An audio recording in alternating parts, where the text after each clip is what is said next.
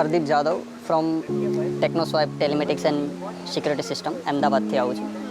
અમારી કંપની આજથી 10 વર્ષ પહેલાંથી અમે લોકોએ જીપીએસની અંદર એક નાની એવી પહેલ કરી હતી કે જેમાં અમે ખબર જ નથી કે જીપીએસ કેવી રીતે ફિટ થાય, શું હોય શું નહીં. બસ એકવાર ખાલી એમ જ બહારથી ઓનલાઈન મંગાવી લીધું અને આગળ બેટરી ઉપર પ્લસ માઇનસ લગાવીને ચાલુ કર્યું હતું. પછી ધીમે ધીમે R&D કરી થોડી બહુ. ભગતભાઈના ટચમાં આવ્યા, એમને અમને થોડું એમની સાઈડથી એફર્ટ લગાવીને સોફ્ટવેર રિલેટેડ નોલેજ આપ્યું. ઇન્સ્ટોલેશનનું ગાઈડન્સ બી ધીમે ધીમે માર્કેટમાંથી મળ્યું અને બસ ફ્લોમાં આગળ વધ્યા અને આજે એમ કરતાં 10 વર્ષ થઈ ગયા યુફ્યુઝર સાથે.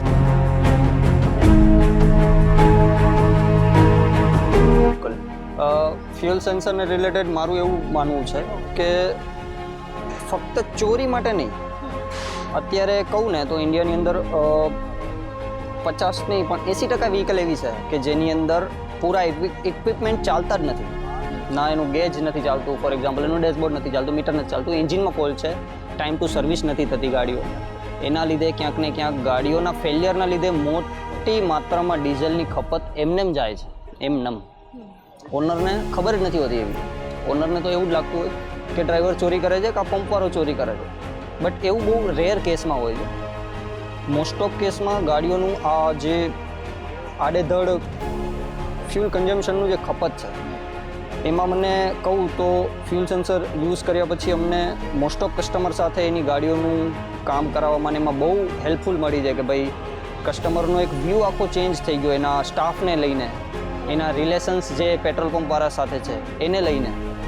અને ઘણા એવા કસ્ટમરો છે કે જેને ખબર બી પડી કે ના ફ્યુલ લેવલ લગાવ્યા પછી આટલા વર્ષથી હું જેની સાથે ડીલ કરતો હતો પેટ્રોલ પંપવાળા જોડે, એ ભાઈ જ મારી સાથે ખોટું કરતા.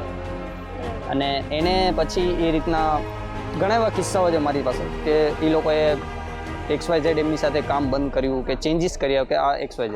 બટ મારું એવું માનવું છે કે ફ્યુલ સેન્સર ફક્ત ફ્યુલ ચોરી રોકવા માટે નથી, એક્ઝેક્ટ ફ્યુલની ખપતને સહી માયનામાં યુઝ કરવા માટે છે. અને ઇન્ડિયાની અંદર એનું બહુ સારું ફ્યુચર.